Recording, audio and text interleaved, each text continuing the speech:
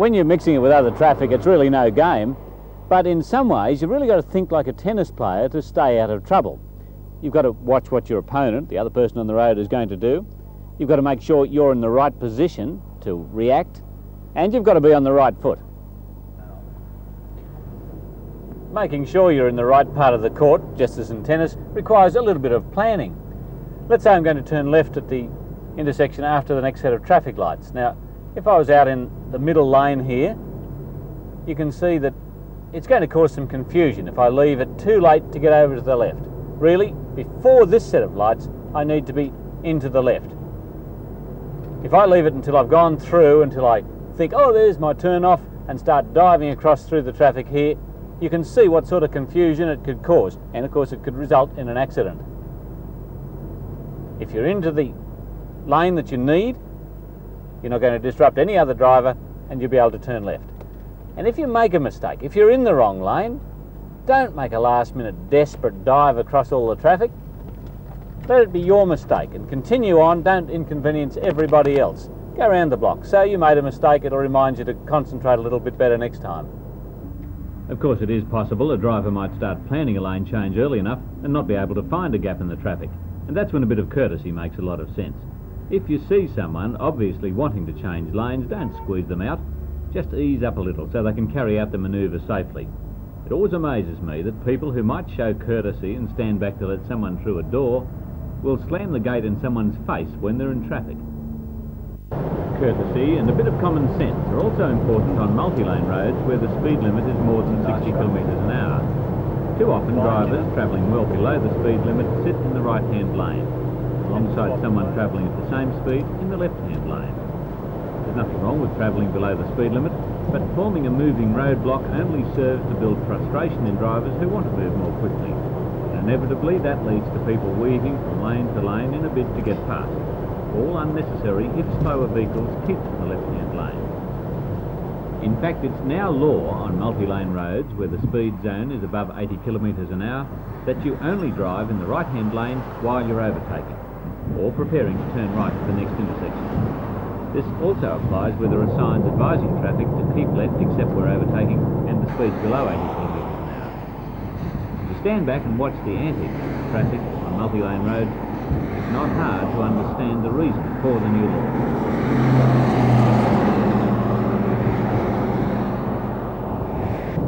On the open road, as in the city, last-minute attempts can have dramatic consequences. Trying to turn too late, too fast onto a gravel side road is a good recipe for disaster. A habit which can prove dangerous, even deadly, is to sit at the lights or an intersection with your wheels turned. If I have my wheels turned like this and someone clips me up the tail, it doesn't take much imagination to see where I'll go. Much safer to sit with your wheels straight, then turn them when you're ready to go.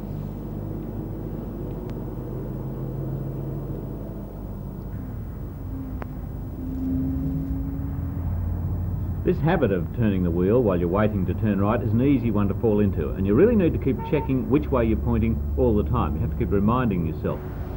If you're angled towards the oncoming traffic, it's all too easy for a relatively harmless nose-to-tail shunt to turn into a head-on crash as your car is pushed into the opposite lane.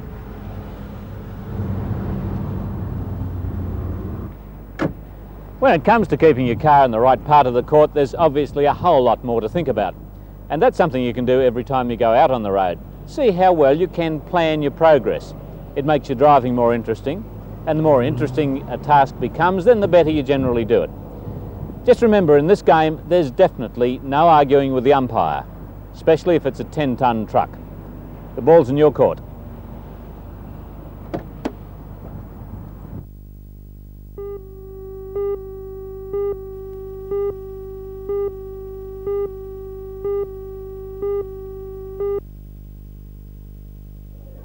At a time when professional theatre all around the country is facing cuts and closures, Newcastle's amateur theatre scene seems to be going from strength to strength. One of the busiest groups, Newcastle Repertory Club, never seems to have its theatre dark. It's only February and already its second show for the year has opened. The president of the club, Shirley Bloomfield, explained to me that there's plenty more to come too. The next production to open at the theatre is in April, and Michael Blacksland will be doing his first major production for us, and he'll be doing a musical play called Jack the Ripper, somewhat in the style of the Sweeney Todd success in London and New York. And I understand you'll be directing again this year, Shirley. Yes, On Our Selection was my last effort at Newcastle Rep, and I'll be directing another Australian play. It's Dorothy Hewitt's This Old Man Comes Rolling Home. Once again, a very large cast, a very nice play about a family living in Redfern in the late 40s. And then you'll have something else again towards the end of the year? Yes, we have two productions. We have directors for them, but as yet we haven't actually made a decision on what the plays will be. Thank you. And while a lot of the limelight will be on the amateur scene this year, it's wonderful to note that Helen Morse, Nick Enright and Jonathan Biggins have been signed up to play for Hunter Valley Theatre Company in a production of Private Lives. That'll be in July and definitely something to look forward to.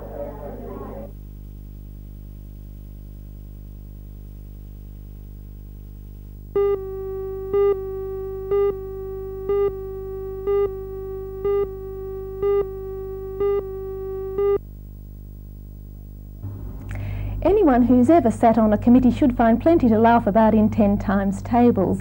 You know, those interminable and boring meetings where personal interests and infighting completely overshadow what the committee's supposed to be about. Well, it's a very promising start, but unfortunately Alan Ayckbourn's play only lives up to his usual promise from time to time. It starts well enough, but it degenerates into a rather messy and I thought pretty unfunny ending. And Newcastle Rep's cast, just like the play, only shines through from time to time. I rather liked Bill Parker's beleaguered committee chairman and John Gilmore's fussy and pompous town councillor. And indeed, everybody in the play had their own moment. But overall, I thought the production had an unacceptably heavy and leaden feeling. You know, it's always hard reviewing a non-professional production of a play like this. The audiences love them, but the poor old critic's always sitting there thinking how hard it is to do this kind of show well. And I guess that's the way it's always going to be.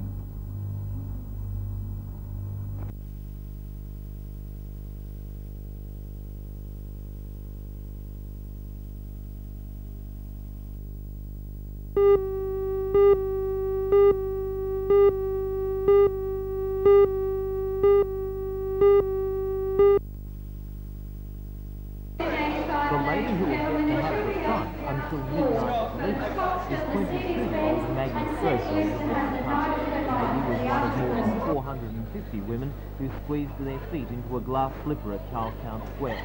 Their names went into a barrel for a draw, and it was Maggie who received the luck of the good fairy.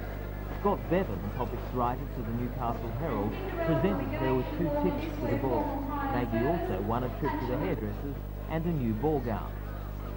Oh, and her Prince Charming will be her fiancé, Eddie Choice.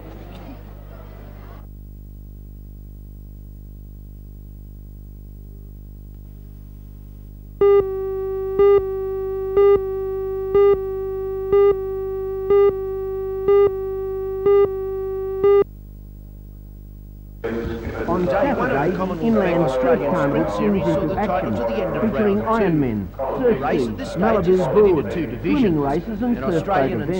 In the afternoon, the smaller sailing craft take to the water. The field includes catamarans, sailboards, NS-14, Flying 15s, 3Js, MG-14, Pelicans, Sados, Manly Juniors, Herons, 16-foot skips and smaller yachts. Sunday's feature is the NBN Great Ferry Race at 11, with the Open Lake Sailing Championship listed for a 2:30 start. Defending champion Fred Williams' Scow, Our Town, will head the fleet, which includes the likes of the world champion 505s of Dean Blatchford and Terry Kerwood, with state and national champions in the Adams 10, in Devon, skiffs and well-known ocean races like the Newcastle Flyer, Stick, Piccolo, Grand Slam and Brown's Claw. The presentation of trophies, donated by the Lake Macquarie Tourist Association, National will be skate held class at the titles Skip were Club able to resume today after yesterday's sailing was abandoned due to the rugged conditions.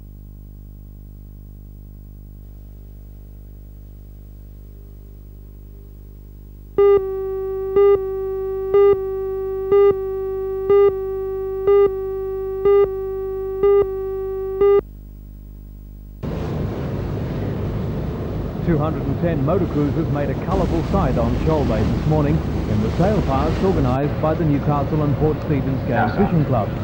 The sail pass is a prelude to the biggest game fishing competition in the Southern Hemisphere. Boats from 6 to 14 metres long took part in this morning's activities. During the competition, they'll take to the seas in search of the elusive marlin, sharks and other game fish. After the official sail pass, the flotilla lined up at the Port Stephens head and was started by the water police launch. Calm blue waters soon turned white as the craft powered their way to sea.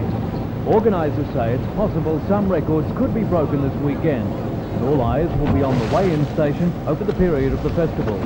From a sail pass to a march pass, well, every festival has its procession, and at lunchtime today, the main street in Nelson Bay was packed. Gentlemen, the police motorcyclist here from the flying up a little bit, you notice. The Nelson Bay rolling club wound its way towards New Carroll Park, which is the centre of much of the weekend's activities.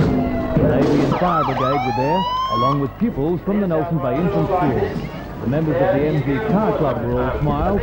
They had to transport the charity queens. So some people get all the tough jobs. The Royal Volunteer Coastal Patrol received a warm welcome from the crowd, displaying the importance that boating safety plays in community life in Port Stephens. And of course, Big Dog was there. NBN is a major sponsor of the festival. And the highlight was the marching koalas.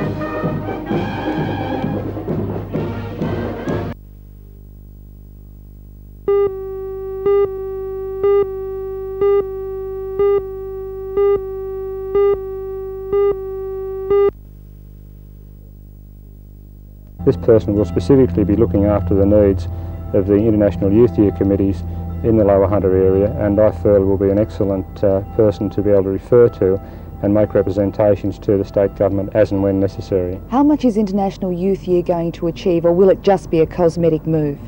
One of the things that we're very conscious of is that we do leave something that will carry on into future years. It's a two-pronged situation. We need to have a celebration for International Youth Year, but we're also very mindful of the fact that we do have something left that will be able to be built on in future years. And there are projects in train in that light. A youth drop-in centre, for example, is one of them, and youth publications. And if we can put these into position, they'll endure for future years. But International Youth Year is now into its second month. Shouldn't that convener have been appointed sooner? Well, it would have been better if the person had been on the job at the beginning of the year, but it's still early days. There's a lot of preparation going on. The biggest thing coming up is the launching of International Youth Year in this area at the Newcastle show, and there are a lot of plans in train, so even though we're a little bit behind, we're still making good progress, and I believe that a lot of it will come to fruition as the year goes by, and we'll all be pleased with what happens with International Youth Year.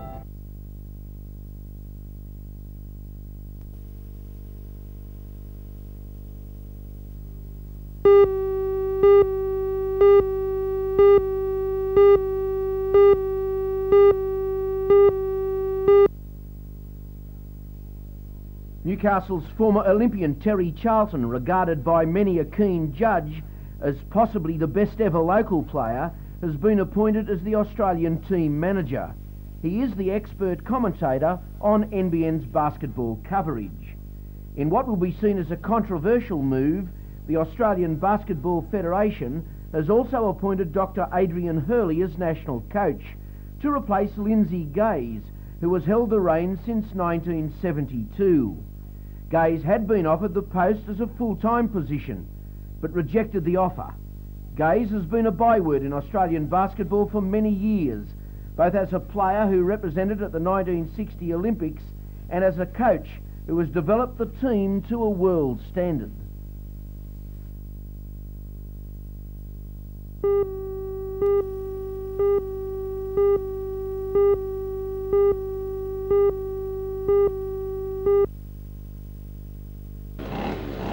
Ambulance, police and fire brigade teams rushed to the accident, which happened just after 5 p.m. and choked peak hour traffic in the heart of Swansea. The driver of a Mazda light van was trapped, and the police rescue squad worked with hydraulic doors of light to free him. Police say the driver, 56-year-old Mr. James Yates, was travelling south over the Swansea Bridge when he veered to the wrong side of the road, colliding with a Nissan four-wheel drive. The driver of the Nissan escaped unhurt. After 40 minutes, Mr. Yates was freed from wreckage, suffering leg and other injuries. He was rushed to Royal Newcastle Hospital and is in stable condition.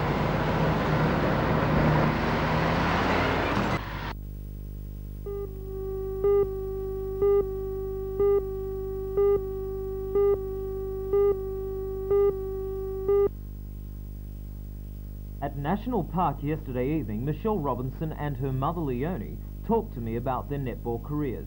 Mrs. Robinson played at state level in the 1960s. Now Michelle has made it into the state side for the national titles at Palm Beach at Easter. Michelle has represented Newcastle since she was 11 years old, and it now seems she has nowhere to go but up. I'd like to keep playing for Newcastle and also in a couple of years' time try and get in the Open State team, which is a big step. How do you feel being the only representative country player? It must have been very hard for you to get into the side. It's nice to represent the country and to make sure that we've got our foot in there, and I'd like to keep playing for the country, to keep it up. Mrs. Robinson, you were a netball player of some note in your day. Did you push Michelle along into getting into netball? Oh, I don't know that I pushed her. I've always encouraged her to do whatever she wanted to do. She's enjoyed a netball, and I think it's important that children play a sport and try to excel at whatever sport they wish to follow, and hers at the moment is netball, and she's been very lucky. So you're very proud of her? Yes, certainly. Yeah.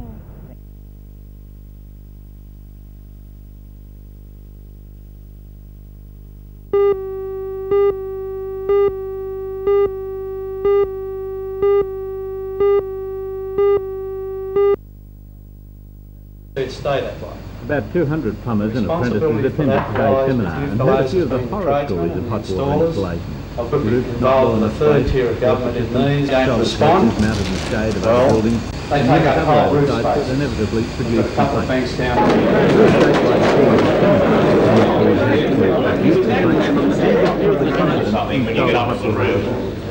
And the reason today's seminar is to educate the plumbers a bit further on the solar heater requirements, because they're usually the first person who's talking to the customer. Because if the existing hot water fails, they usually call the plumber in, and the owner says to the plumber, "What do you think about the hot water?" And the plumber's there, the first man on the job to advise them, and that's the reason for this seminar. Have plumbers been running into problems installing solar water heating? Oh, some have been, yes. Some plumbers are getting problems, others no problems. You know, when you locate hot water up on the roof and that, you've got to be sure of the structural adequacy of the roofing timbers, and those that they put inside ceilings, they've got to make sure they put them on supporting walls. There have been cases of ceilings dropping a few inches or millimetres, and because of a bit of lack of knowledge.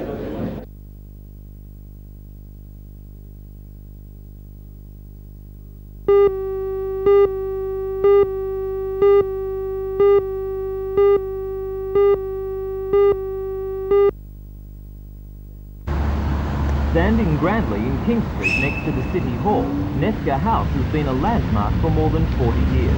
Built in 1939, the offices are a good example of Art Deco architecture, and last November the Heritage Council placed a permanent conservation order on the structure. The Charlton County Council is growing out of its home, despite 3rd and 4th floor extensions added in 1971. The conservation order and structural limitations mean the building cannot be further extended, and a new administration centre must be built. So the Charlton County Council is now seeking the services of a project management company to find the right design and location. It will be some time before we see a new administration centre, but when we do, it will house the County Council until well into the 21st century.